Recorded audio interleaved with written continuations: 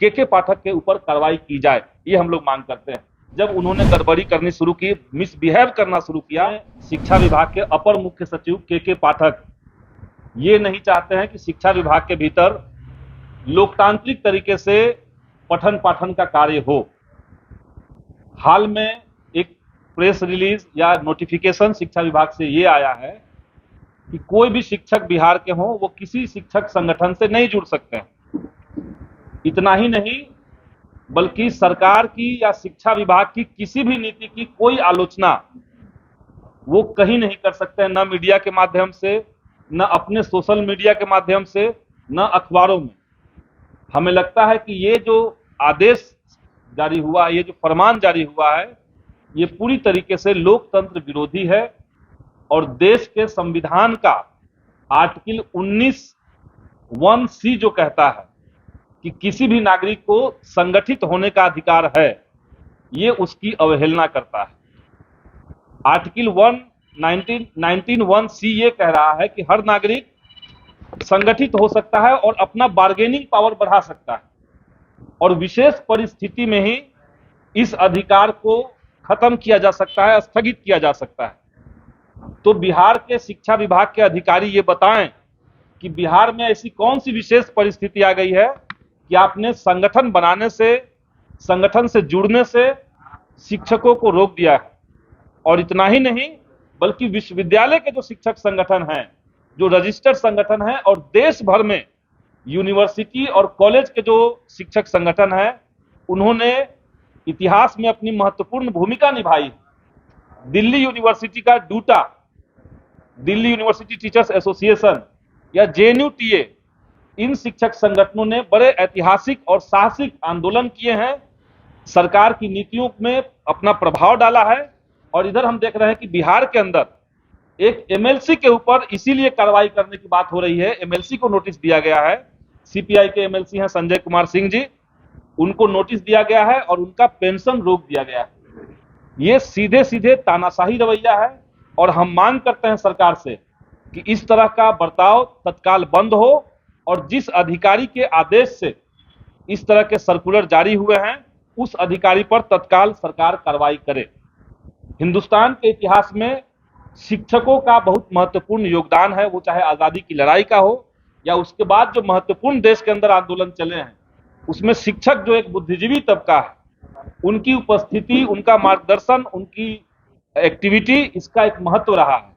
लेकिन हम देख रहे हैं कि बिहार जैसा राज्य जो लोकतंत्र की जननी कहा जाता है, उस राज्य में शिक्षकों के जबान पे ताला लगाने की कोशिश चल रही है। इसको हम लोग बर्दाश्त नहीं करेंगे और तत्काल इस नियम को, इस आदेश को, इस फरमान को हम लोग वापस करवाने का मांग करते हैं। इसके साथ साथ कुछ दिनों पहले एक और सर्कुलर जारी हुआ था जिसमें कहा गया कि अब स्कूल जो हैं वो 9 बजे से लेकर के 5 बजे तक लगातार चलेंगे।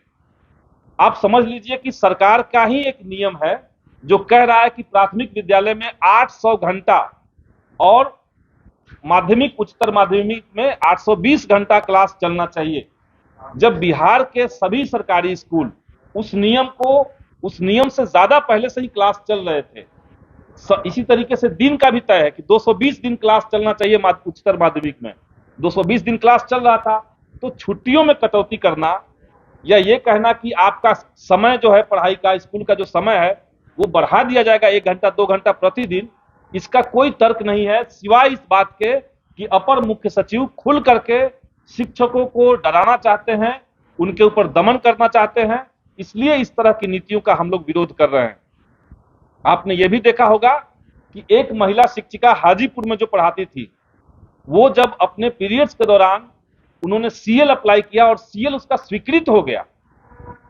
देश भर में लोग जानते हैं कि बिहार वो राज्य है जहां पे महिलाओं को महीने में CL देने का प्रावधान अलग से किया गया है। पहला राज्य बिहार था।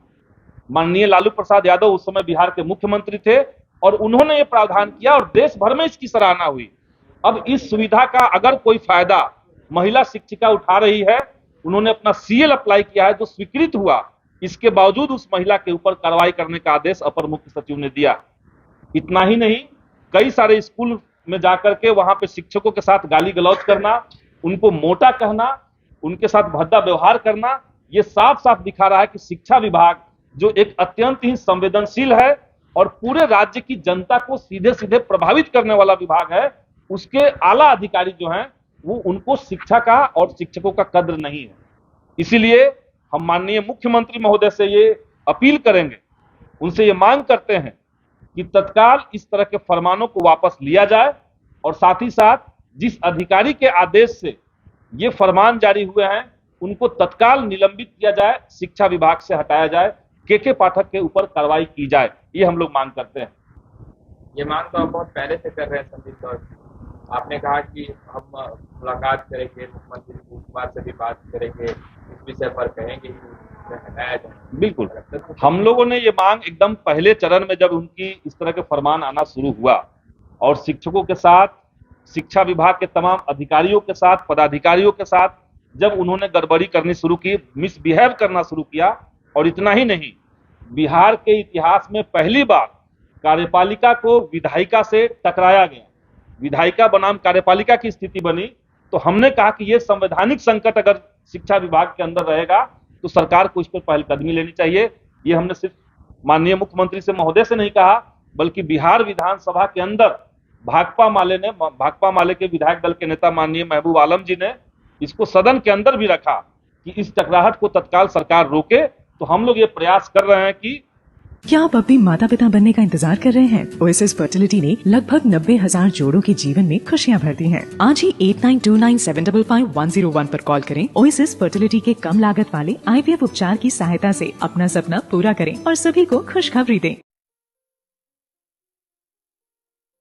ये लो मुंह मीठा करो, आज मैंने अपना जॉब छोड़ दिया, अब हम पूर्णिया वापस जाएंगे। जॉब छोड़ दिया है? मतलब ये घर कैसे चलेगा? हम करेंगे क्या? और माँ बाबूजी क्या बोलेंगे? इसलिए मैं एक और मिठाई का डब्बा लाया, अपने बिजनेस के लिए लोन अप्रूव हो गया। अरे लोन अप्रूव हो गया वो तो ठीक है, लेकिन पूर्णिया में हम रहेंगे कहाँ? अपना घर भी तो नहीं है वहाँ। इसलिए तो एक और मिठाई का डब्बा अलग से लाया हूँ। हमने पूर्णिया में घर ले लिया है, पूर्णिया के ई होम्स पैनोरमा में।